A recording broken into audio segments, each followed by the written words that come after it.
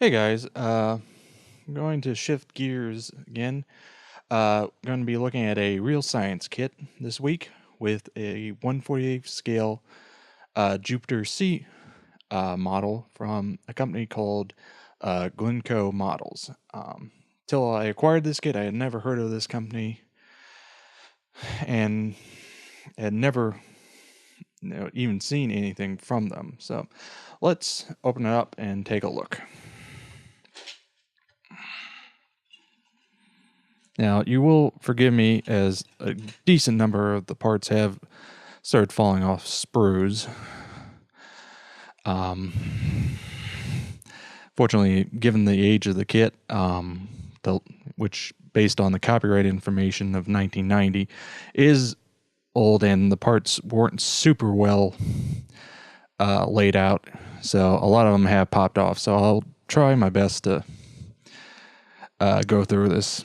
So right out the gate, first sprue gives us one of our stage halves.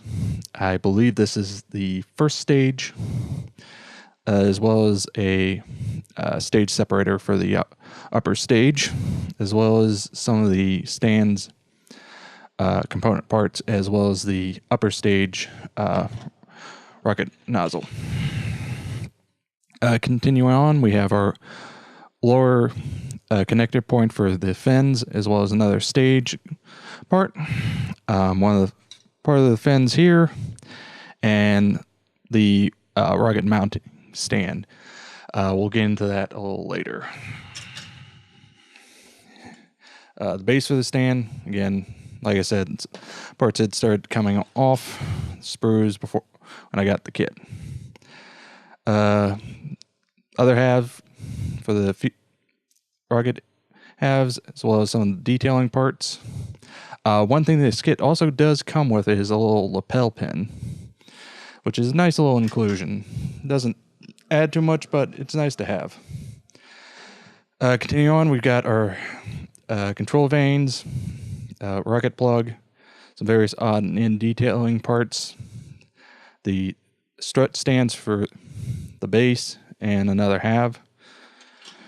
Ow! I'm going to try my best here, as unfortunately, like I said, a lot of the parts have, try to get that on camera, have popped off the sprue over time.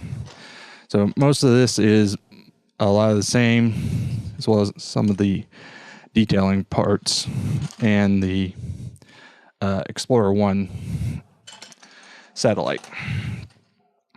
Decals, despite their age, are actually in pretty decent shape. Excuse me. Which is surprising. Usually kits this old, decals are pretty done, but in this case they're actually look to be usable, so that's a nice plus. Again, we only have markings for a single option for the Explorer 1 launch. Let's move over to the instruction sheets once I get all this stuff back in.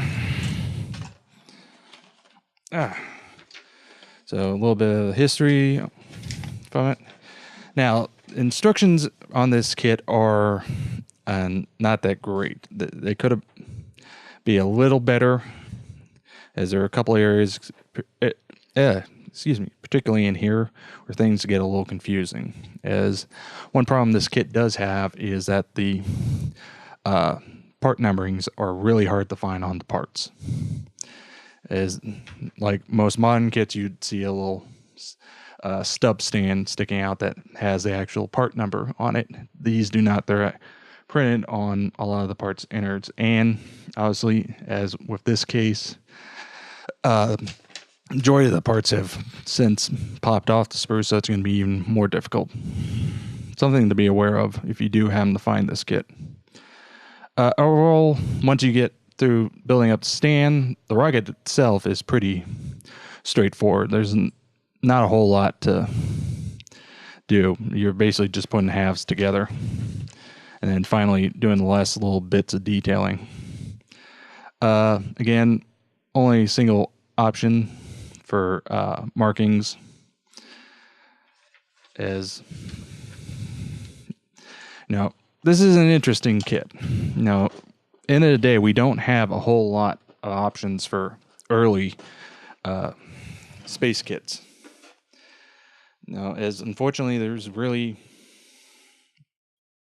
just not a lot of interest in that early time period in late 1950s. So this is definitely an interesting kit. It has a lot of issues in terms of, build up and being able to even find it to begin with. But, if you're looking to build a Jupiter missile, or you're interested in building a Juno series rocket, or just you want an initial early Redstone rocket base, now this is an option to consider if you can find it. And for 1/48 scale, you really don't see that much in rocketry. I think most of the current rocket offerings that are out there are 1/72nd scale. So having a larger scale like this is an interesting find. So that was a look at Glencoe Model's 1/48 scale Jupiter C rocket. Interesting kit with some issues. So until next time.